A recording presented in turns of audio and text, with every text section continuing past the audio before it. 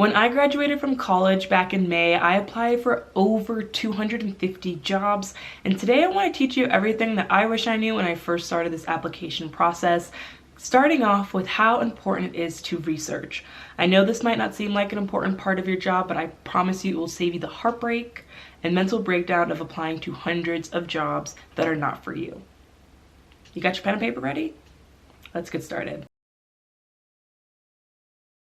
The first thing I want you to do is identify what type of job and what type of work you're looking for. After you identify what it is that you're looking to do, you're gonna wanna research the market. You are gonna wanna tear this job market into 1,000 different pieces and learn it inside and out. Tip number 3 is going to be research your field. You want to know your field like the back of your hand. What are they looking for? Who are they looking for? What are you going to do? How are you going to do it?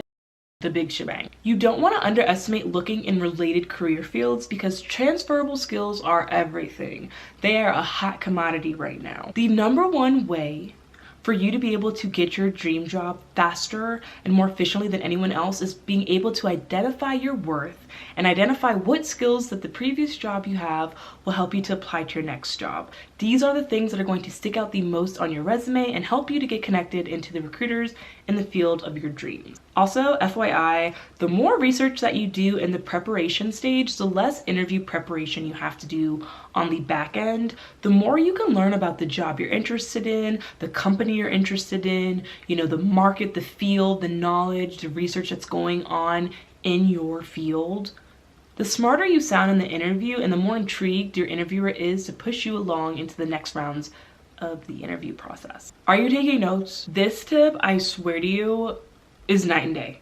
If you haven't been taking notes yet, this is where you need to start. You need to learn how to stand out with anything in life, but especially when it comes to job applications. You are a piece of paper, one of maybe hundreds or even thousands of applicants. What makes you so important? You need to identify what you're missing in this stage of your job search. So by looking at similar job descriptions, you might notice, oh, they all want me to have credential 100. Okay, I don't have credential 100. Let me now, before I apply for this job, go out and get that credential or certificate or training to make me a better candidate. Nothing sucks more than applying for 100 jobs and getting either instant rejections or rejections in a short period of time.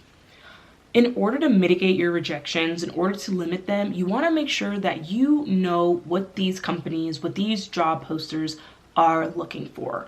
The best way to do this is to research so many different job descriptions, look at as many jobs as you're interested in, and line up and make a list of the top 5 or top 3 certificates, training, or courses that they are requiring for this role.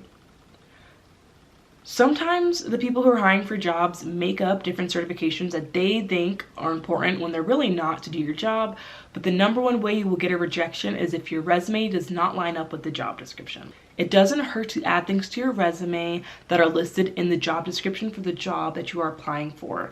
You might need to change your resume for every single job you apply for, but that's a conversation for another day. The next question you're going to want to ask yourself is, what is it that you are passionate about?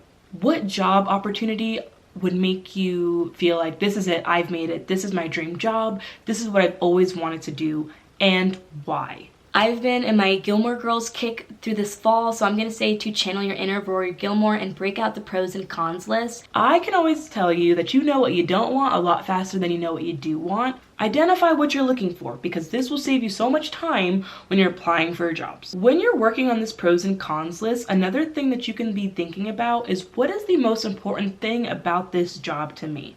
If you know what you're looking for, you can easily identify the jobs that won't work for you and save yourself the time in the application process. Something that I learned when I was applying for jobs and looking forward in my career growth, developing my 5-year plan for my professional development is, if I'm in this role today and I know I don't want to stay in this role, but I'm not yet qualified to get to this role, what do I need to do?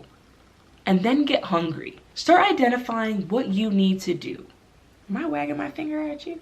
Ooh. Identify what qualifications and skills are needed for the role. And in addition, how long will it take for you to obtain the qualifications needed for the role you're applying for? The purpose of this series is getting your dream job. So if you know you want to be the director of Disney one day and you see that they post a director of Disney job opportunity, look at that job and say, okay, it might take me 5 years to get the certification that I need for this role. Let me start working on it now. Not everything about job related searching and research has to do with applying for a job today, but it might be able to help you get some of the information that you need to start getting your ducks in a row for future opportunities. Identify the market salary for your new role. Can your current lifestyle or the lifestyle that you want afford the salary that this job is offering you? When you are looking to make a jump, like a career switch, you might go from a director level job to maybe an associate level position. That might be the difference between $150,000 and $70,000. I know for me, a conversation that comes up a lot in my relationship, for good reason, is the concept of becoming parents. So when my partner and I become parents, what are we going to do financially? Are we both going to continue working and send our kids to daycare? Can we afford to send our kids to daycare? Am I going to be a stay-at-home mom? Is he going to be a stay-at-home husband? We have a lot of conversations relating to finances. Finances are the most important thing, and I do not want you ever to neglect them in your life. Research how much it costs to live in your city, in your area, with the amount of people in your family, with your lifestyle, and go from there. Can't stress it enough. Identify a realistic start date. It's January. I want to start my new job in June because I graduate from college in May. This gives you a window of time to start planning your approach to applying for jobs. This is something that I saw when it came to internship opportunities. You can be applying for these internships a year out. It is incredible. Time is of the essence. Let time be on your side. When you're looking ahead of time and getting a feel for the job market and what's available, it puts you at an advantage to those who recently quit a job or get fired and then start looking for roles. You want to give yourself a comfortable window for applying for jobs that does not make you stressed out and want to rip out your hair. I said it once and I'll say it again. Companies love the outliers. Companies love it when someone has worked in finance their whole lives and now wants to work in HR. Tell me what you learned in finance. What makes you interested in HR? It makes you the cream of the pot. This is an advantage. Use this advantage. Don't look at it as a negative. Look at it as a gold coin on your side. Network. Network with people in the job you're looking to have. Network with individuals in the role you have now and in the career field of your interest. Also, this might be controversial, but stalk the life out of people on LinkedIn. You type in your dream job on LinkedIn and you see someone who's in that role. Look at their entire career history. Look at what college degree they have. Look at what jobs they've had. Look at what job functions they've had in previous roles. This will help you to get an advantage because you can see, okay, this person is already where I want to be. Let me follow the trail to see where they started. I cannot tell you. People put so much of their personal information on the internet nowadays. Use it to your advantage. We always talk about digital footprint. We always talk about the consequences of the internet. Sometimes people give you exactly what you need to do. You just need to know where to look and how to find it. Another tip that might be helpful is to attend networking events in your area, especially for my college students, college grads, young professionals. There's always, alumni groups, there's groups at your college, and there's always young professional groups in the community. Do not let opportunities pass you by, please. Start conversations, make friends, make allies.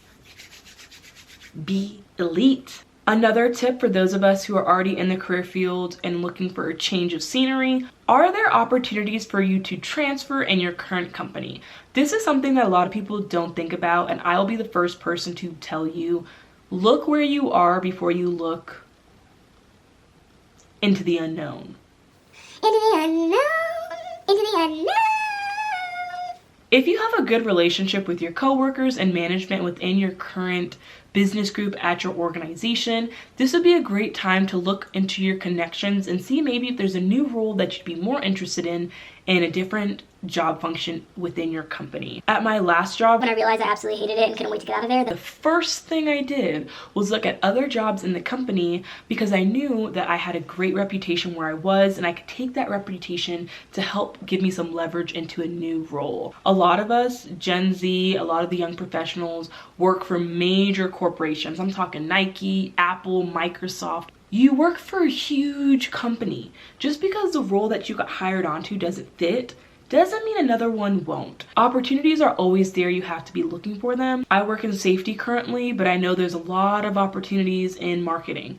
So I have a marketing background, so maybe if I take this role and I don't like safety, I can transition into marketing. Or I have a strong marketing background, but I really want to transition into HR. Let me take a job working in marketing and then work my way through the company. Smarter, not harder, guys. And the last tip I want to give you is to not quit your current job without another job lined up. This is probably the biggest piece of advice I can give you, and it might be common sense to some of you.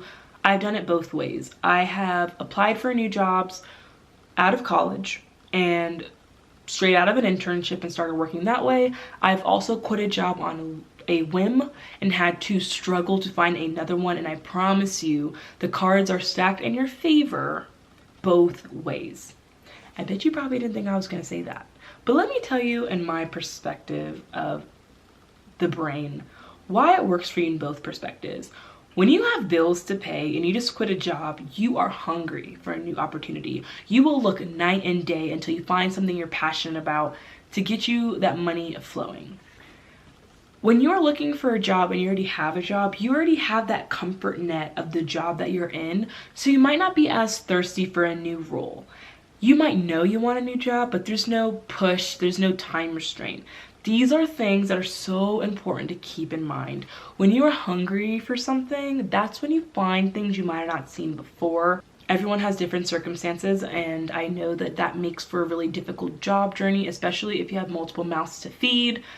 This is my experience, and I'm giving it to you based on what I have learned and how I've gotten to my dream job. It is such a big milestone to get your first job, your first internship, your first promotion, your first raise. These are the big moments in our lives because working is about 50% of what we do, if not more, for the rest of our lives. So we want to make sure we enjoy what we do and that the job we have can sustain our lifestyles. When it comes to applying for jobs, please do not burn yourself out. Give yourself the time and the resources that you need to be successful. If you have any questions, please do not hesitate to leave them in the description box below. More personally, you can fill out my Google form or shoot me a DM on Instagram, and I would love to help walk you through your career options. It is so important to give yourself a leg up in anything that you do, and researching job opportunities before you start applying is night and day. It gives you the advantage to know the field and to set yourself up for success in the most beneficial way. As we come to the end of this video, I want to thank you guys yet again for supporting my passion project and everything that I do. I really created this channel to help you and be the most supportive and knowledge bank person that you know, so hopefully I'm doing a good job. As always, if you have the means, it would mean so much to me if you could donate to Make-A-Wish Foundation in honor of my late friend Nyla, and I will see you next Sunday with another video. Bye!